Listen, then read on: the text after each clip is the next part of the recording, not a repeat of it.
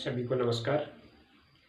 आज की अपनी साहित्य की क्लास में अपन पढ़ रहे हैं प्रगतिवाद। प्रगतिवाद में आपने जो पिछली क्लास पढ़ी थी, हालांकि साहित्य की क्लास हुई काफ़ी दिन हो गए हैं और सिलेबस भी थोड़ा सा बड़ा ही है। तो बेटा जी, जो अपन पढ़ रहे हैं इतिहास के बारे में, उसमें आधुनिक काल का चौथा काल पढ़ रहे हैं अपन, प्रगतिवाद। और प्रगतिवाद में पढ़ लिया था अपन ने छायावाद की प्रमुख विशेषताएं। और अब अपन दो प्रश्न हल करेंगे प्रगतिवाद के, जिसमें पहला प्रश्न तो होगा प्रगतिवाद के या प्रगतिवादी युग के प्रमुख कवियों का नाम उल्लेख कीजिए। और दूसरा प्रश्न हो जाएगा प्रगतिवादी काव्यधारा के प्रमुख साहित्यकार व उनकी साहित्यिक विशेषताओं के बारे में उल्लेख कीजिए। तो बेटा ये दो प्रश्न अपन हल करेंगे। तो चलिए आज का पहला जो प्रश्न है वो लेते हैं अपन, प्रगतिवादी काव्य के या प्रगतिवादी काव्यधारा के प्रमुख कवियों का नाम उल्लेख कीजिए। तो प्रश्न लिखिए बेटा, पहले दो हेडिंग लगा लीजिए, प्रगतिवाद।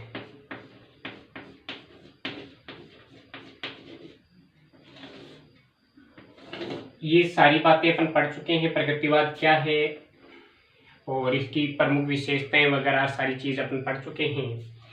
प्रश्न लिखिए आपको पहला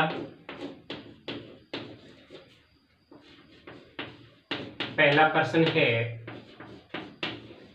प्रगतिवादी युग के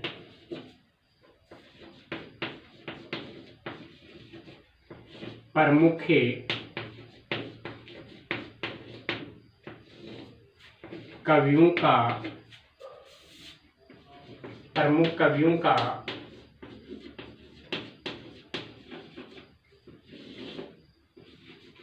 नामोल्लेख कीजिए। प्रगतिवादी युग के प्रमुख कवियों का नाम उल्लेख कीजिए। हाँ तो बेटा उत्तर लिखो। उत्तर है, प्रगतिवादी युग में प्रगतिवादी युग के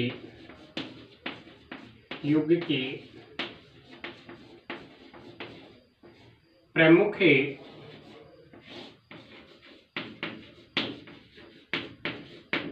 कवियों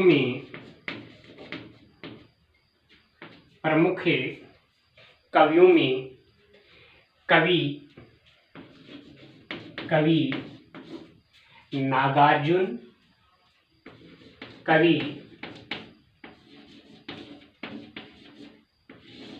प्रगतिवादी कवियों के प्रमुख कवियों में नागार्जुन, केदारनाथ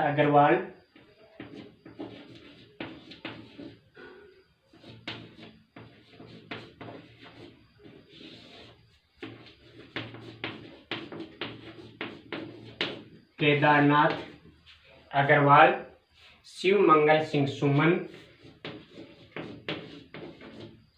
शिव मंगल सिंह, जिसको अपन सुमन भी बोलते हैं। ये बेटा जी महिला नहीं है, पुरुष ही है।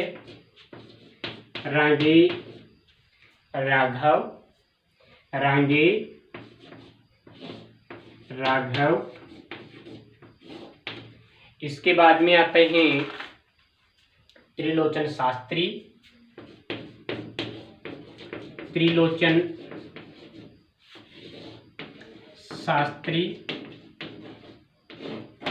और त्रिलोचन शास्त्री के बाद में आते हैं रामेश्वर कर्ण।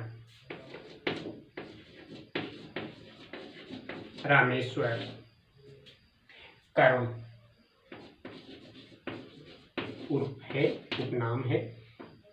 तो देखिए, प्रगतिवादी युग के प्रमुख कवियों में कवि नागार्जुन, केदारनाथ अग्रवाल, शिवमंगल सिंह सुमन, रांगे राघव, त्रिलोचन शास्त्री और रामेश्वर कर्ण इत्यादि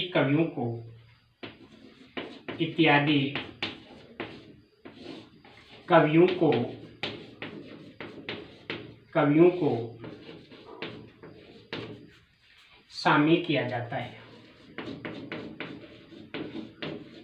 शामिल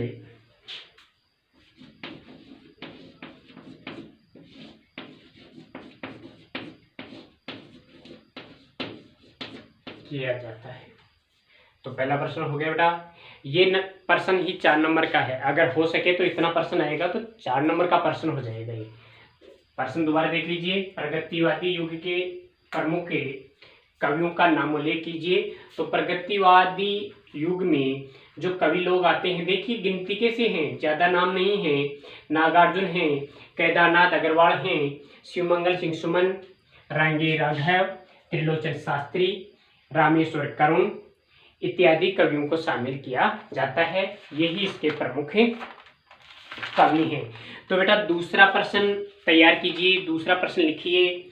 दूसरा प्रश्न आ जाएगा, प्रश्न दूसरा आ जाएगा कि प्रगतिवाद या प्रगतिवादी युग के प्रमुख साहित्यकारों व उनकी साहित्य के विशेषताओं का उल्लेख कीजिए। प्रश्न है बेटा, प्रगतिवादी युग के प्रमुख साहित्यकारों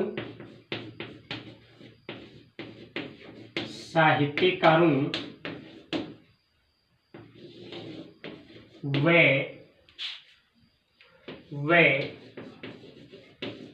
उनकी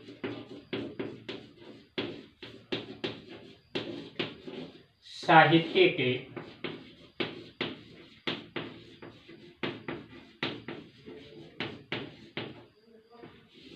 विशेषताओं का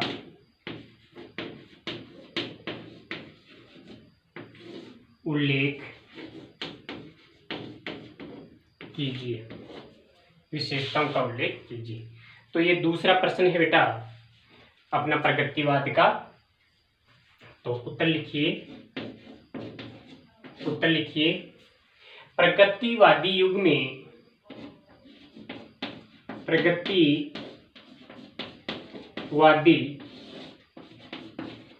में युग में प्रमुख साहित्यकार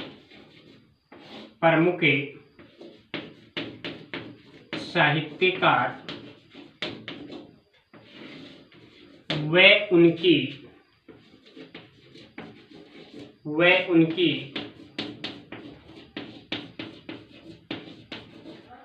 साहित्य के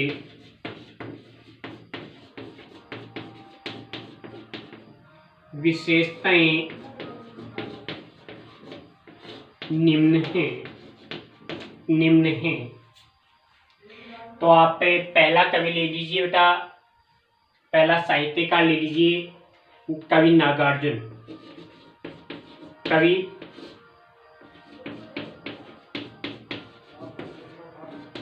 नागार्जुन, तो कवि नागार्जुन को देखते हैं और इसमें इनका जन्म और इनकी मृत्यु, इनका क्या स्वरूप है वो देखते हैं। सबसे पहले इनका जन्म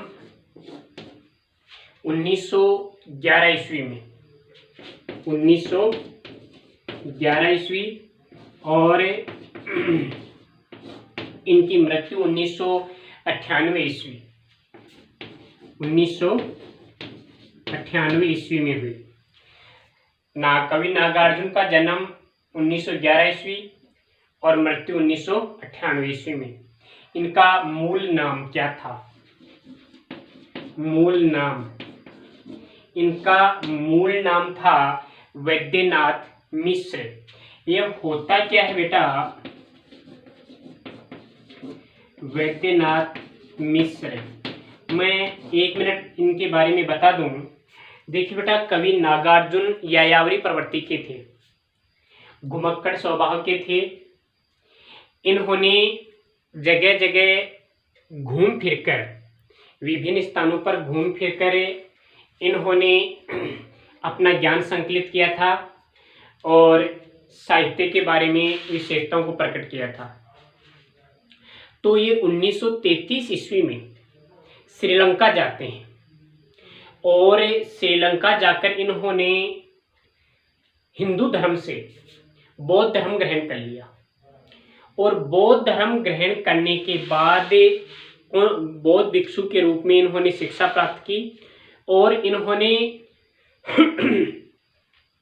वैद्यनाथ मिश्र से अपना नाम बदलकर इन्होंने नागार्जुन नाम रख लिया।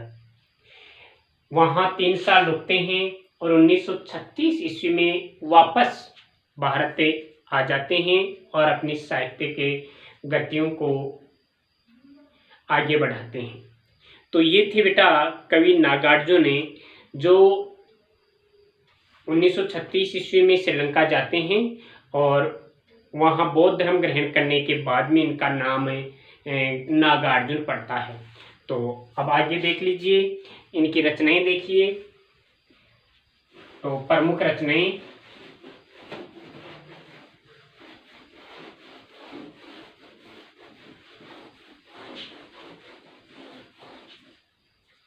प्रमुख रचनाएं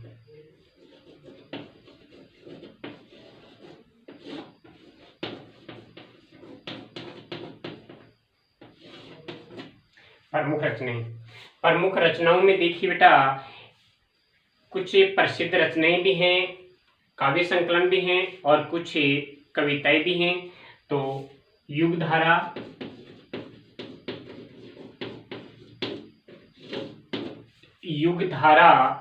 सतरंगे पंखों वाली, सतरंगे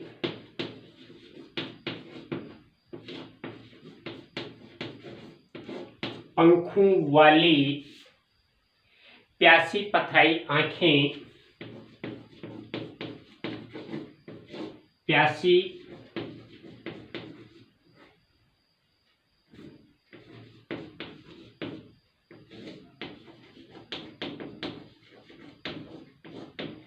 प्यासी पथराई आंखें, तुमने कहा था,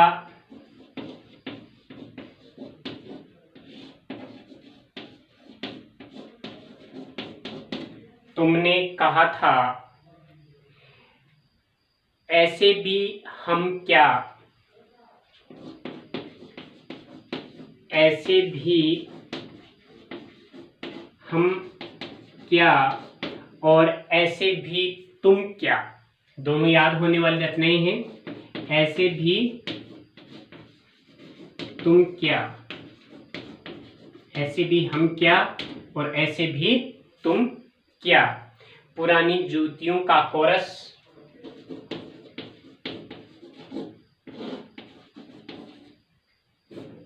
पुरानी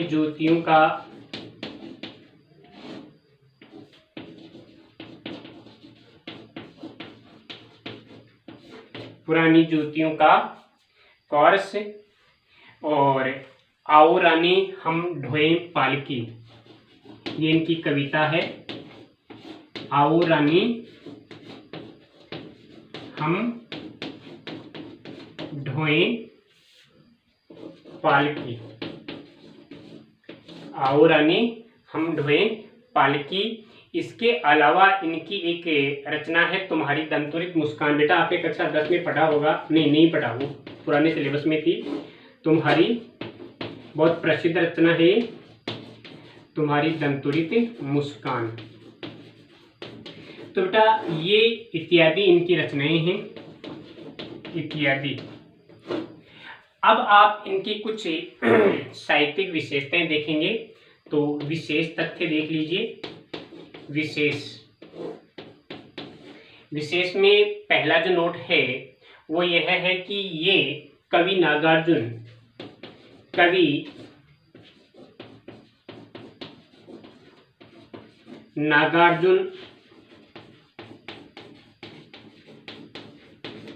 प्रगतिवादी युग के प्रवर्तक कवि माने जाते हैं।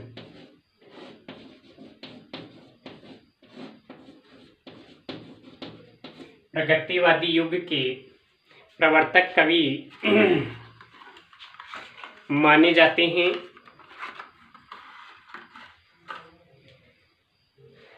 इन्होंने दूसरा विशेष है, इन्होंने बहुत अच्छी बात है ये, इन्होंने मैथिली भाषा में, जो बिहार प्रांत में बोली जाती है बेटा जी, मिथिला प्रदेश, मैथिली भाषा में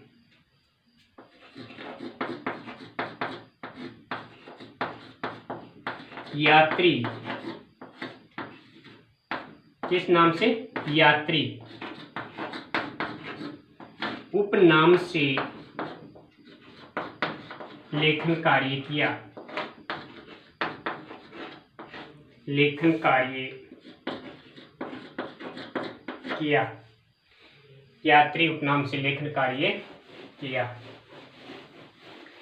इसके बाद अगला है, वैसे नागार्जुन को बहुत उपनामों से जाना जाता है बेटा, इन्हें ढक्कन भी कहा जाता है, इन्हें बाबा भी कहा जाता है। देखिए ढक्कन क्यों कहा जाता है, बताया जाता है कि नागार्जुन की जो माँ थी उनको कई संतानें हो गई थी, यानी नागार्जुन की माँ के जो भी संतान जन्म लेती वो मर जाती, वो जीवित नहीं रहती।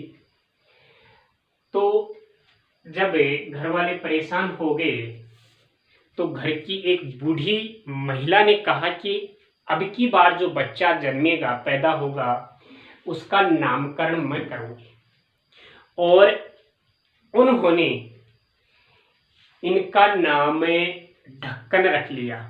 क्या नाम रखा, ढक्कन। और ये देखिए कितनी अच्छी बात है कि नागार्जुन से पूर्व जन्म लेने वाले इनके जो भाई बहन थे वो कोई भी जीवित नहीं बच रहा था, और ढक्कन नाम रखने के बाद नागार्जुन जीवित बच गए। तो ये भी एक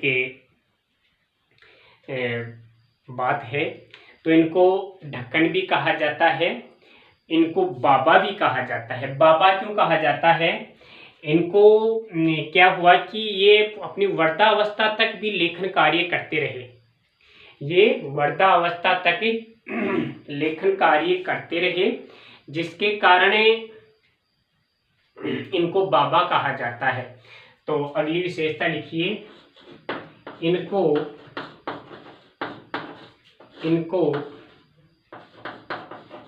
ढक्कन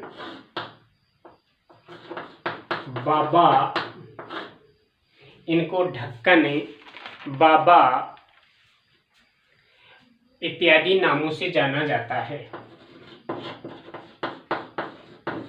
इत्यादि उपनामों से भी जाना जाता है, उपनामों से भी जाना जाता है।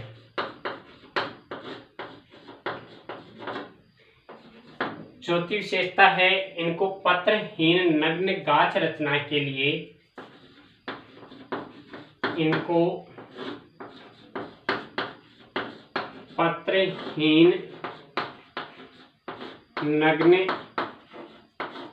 गाछ रचना के लिए साहित्य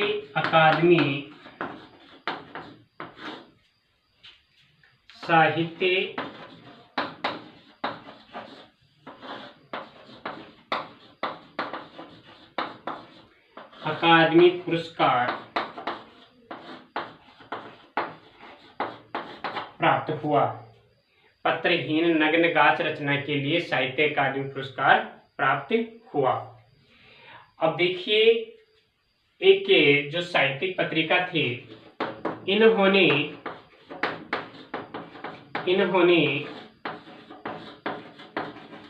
दीपक नामक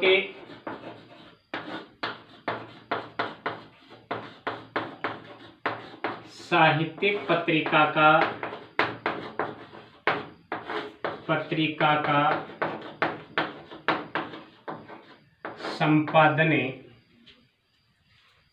भी किया।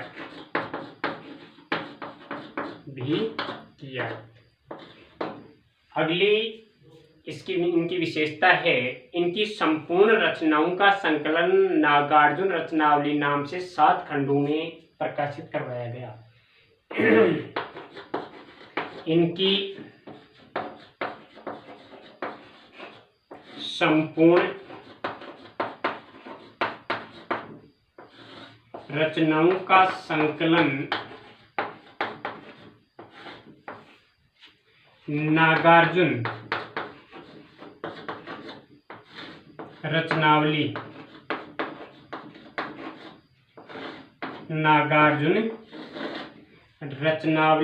नाम से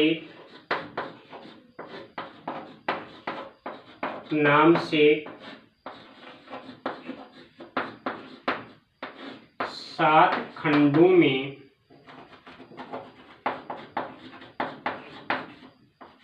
प्रकाशित